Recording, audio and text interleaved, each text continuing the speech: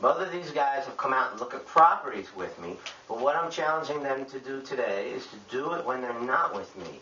To go out, make it happen, bring back these sheets, and then in further episodes, we will video the discussions about the sheets you brought back, and we will call the sellers, we'll book appointments, we'll go down to the houses, we'll check them out, and we're going to try to buy some houses. We're going to try to make some money. To say you gotta know somebody, or know somebody to get somewhere these days. To say you know that's alright, yeah that's alright, cause you know that's alright with me. Yeah, you know that's alright, yeah that's alright, cause you know that's alright. Hi, I'm Dave. I'm here to learn a lot about real estate. I hear Phil is the man, but this sounds like a lot of work. I'll tell you what, we don't have time for people with negative attitudes. You're fired! But this question, estimated value, I'm going to show you. I want you to actually go do some additional homework and go to some websites and determine what you think the value is. But it's certainly worth asking them while you're on the phone with them. Some of the websites, they're free. Trulia.com is one of them. And another one is Zillow.com. And you can just go right to those websites and you can find out what has sold in that neighborhood. Okay? You need to know some other information about the house. What's the square footage of the house? All right, what's the age of the house? And you need to find properties that are very similar in square footage. And that's called a comp. Comp is short for comparable, comparable house. And you want a sale that's preferably happened in the last 3 months, 6 months. It can't be something that sold 4 years ago. That's useless, right? Of course, the address is very important too, because if you put down the price and things like that, we need to know which house you're talking about. Well, I didn't put address on this chart, but I self-explanatory. figured that you're gonna know that. Okay. So the existing mortgage information. You want to tell them a little bit about that, Jeremy, and what we have in that box?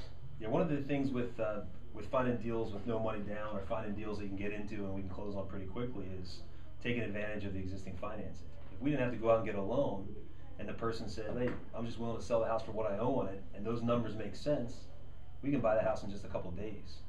You know, maybe there's a little bit of money we need for down money for closing costs and all that stuff, but they have a good mortgage on the property. Why get why get another mortgage? We're going to get an investor rate mortgage. They got a homeowner rate mortgage. So a lot of these owner-occupied mortgages are in good shape.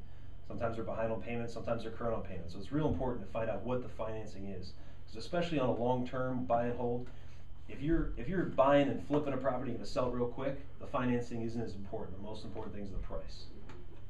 On a property that you're going to hold on to for long term, or that we're going to hold on to long term, I mean, you flip it to us if that's the case, then the financing is real important. We're going to plan, we want to make sure that the tenants can afford the mortgage payments. So we're going to buy $1 million, $5 million worth of real estate, and then have the tenants pay that off. That's the important thing. So you got to, a place that's got a $1,000 mortgage payment but only rents for $800 doesn't make sense. So a place that has $1,000 mortgage payment but it can rent it for $1,300, $1,500, that makes sense. So it's real important to find out what the mortgages are, what the interest rates are, what the current payment is. Now, does that payment include taxes and insurance? That's another important question to ask. Is it just the principal and interest, or is it just taxes and insurance?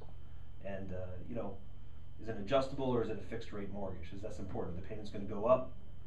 We don't want to, kind of put yourself in jeopardy if you don't know what that payment's going to be. The payment might jack up and the rents stay the same, and now you're upside down in your cash flow. So it's real important to find out about the financing. This business isn't about the bricks and the sticks. It's a financing business. It's the business we're in. It's not about the house. It's about the terms and the fact that you got to pay money back. The whole idea is you borrow $1 million and you have other people pay it back. Or in this case, we take over payments of $1 million and have other people pay it back, and that's it. That's all it takes. That's easy formula. Okay. So the next thing is, does the house need repairs? Some of the houses you look at aren't going to need anything. Other houses you look at are going to need a ton of stuff. So just give us a little bit of information here. Does this house need repairs? Yes, it does. Is it a little? Is it a lot? If you want to take a stab at guessing how much, you could ask the owners. A lot of times they know, or at least they have an uneducated opinion, and it's somewhere to start. If you think the house maybe needs a new kitchen, a new bathroom, if you've gotten into the house to look at it, just do your best guess at what you think it will cost, and take a picture of it with your phone. If you take a picture of it and you tell me it needs a kitchen and a bath, I pretty much can calculate very easily what's going to need, right? And then very important, when do they want to move? If you meet somebody who's interested in selling their house and they're not leaving for 3 years, that's not going to work for us. It'll work for us 3 years, and that's not going to work for us now. Nobody is going to sell us their home and stay in their home, and people are going to try that. Okay, we're not going to do that. That's a recipe for trouble.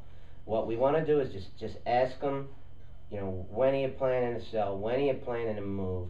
If you can get a little history on it, like are they moving to Florida because they're retiring? That's all good stuff to know, because we can go in and sit down with them, and in the living room we can explain to them that we're not just buying their house, that we're going to make their dream of moving to Florida possible. All right? So everybody wins. They win and we win. So the challenge for you guys today is really simple. Take your pick of which way or multiple ways that you want to start educating yourself about this business. Both of these guys have come to real estate meetings with me. Both of these guys have come out and looked at properties with me. But what I'm challenging them to do today is to do it when they're not with me. To go out, make it happen, bring back these sheets. And then in further episodes, we will video the discussions about the sheets you brought back. And we will call the sellers, we'll book appointments, we'll go down to the houses, we'll check them out, and we're going to try to buy some houses. We're going to try to make some money. All right? And the other thing with this is too, is if you're just looking in neighborhoods and you find what I would call the roughs in the diamonds. So you look for nice neighborhoods in that one sore thumb property or a couple sore thumb properties. Those properties, you're not going to be able to, you might not be able to talk to the seller. It might be vacant. But what you want to do is write down the address, maybe take a picture of the place, you know, and name that picture whatever the address is, so we know what it looks like here, and we can look up the owners and track them down.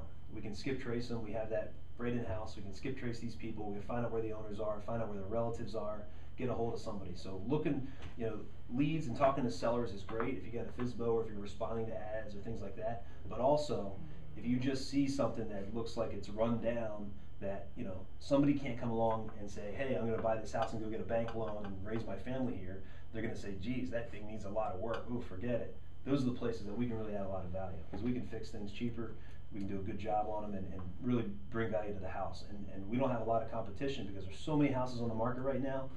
If somebody's looking to move into a house themselves, they're not going to necessarily buy one that needs a lot of work. They're going to buy one that's fixed up. So those are suspect properties. They're not prospects yet, they're just suspects. So those properties are great. Those are the leads with the mailman and stuff like that. So you don't necessarily have to talk to the owner. If you can talk to the owner, you knock on the neighbor's doors and you say, what's going on with that house there? Is it coming up, is it coming up for sale? What's the situation? We're interested in buying it and really improving the neighborhood. Now, you think the sellers, or you think the owners of the homes next to it want that place fixed up? Sure they do, because they hate having that eyesore next to them. So you talk to those neighbors, you can say, what's the situation with the house? You write down the information in the notes about the situation, and we'll track down the owners. And those are the ones that'll determine the deals. The harder it is to find these people, the better deals, because the ones that are on the MLS, that are all have ads out there, you can find good deals there, but the more exposure they have to the marketplace, typically it's not a good deal, as good of a deal. The ones that you're the only one talking to them. Let's say people are mailing them letters and the letters are getting kicked back. If we're the ones that can find out where those people really are, our letters aren't getting kicked back, we're getting to them, nobody else is. And that's where the real money is. Good. So, you guys have to go out there, you have to be diligent. There's an old expression, how much dirt I throw against a wall, if I keep throwing it, some of it's going to stick. All right, you have to go out there. People are going to slam the door in your face. People are going to tell you, get the hell out of here, and just have fun with it. All right, the best salesmen in the world are the ones that are just determined and persistent, and thank you very much, tell you to get the hell out of here, thank you very much, have a nice day, move on. Keep going, keep doing it, and you're going to find something. You guys have any questions before we close out today's episode? I don't think so. No, it's pretty clear. Okay, good. Let's get busy buying. All right, let's get busy buying is right. Thanks for watching today's episode. I want you to stay tuned, because we're going to find out what Colby and Chris can really do and what kind of sheets they come back with. And if you're interested in getting a copy of this sheet for yourself, Guess what? Go to the front page of addictedtorealestate.com. Website's right here. Put your name and email address in, and this form, along with several other terrific forms, get downloaded for free if you give me your name and email address and sign up for my web TV show. I'm Phil Falcone. Thanks for watching today's episode of Addicted to Real Estate TV, and we look forward to seeing you on our next show. Thanks. I don't know. I just don't know about these two guys. Part of me thinks that they might be contenders. Part of me thinks they might be pretenders. Make sure you check out next week's episode, and let's find out what these guys are made of. So if you're interested in the Apprentice program, you got a lead sheet you want to fill out, go to addictedtorealestate.com, fill out your name and email address, download this form. You find a property, fill it out, you send it to phil@addictedtorealestate.com. That's phil@addicted2realestate.com. Send us your lead sheets, make some money.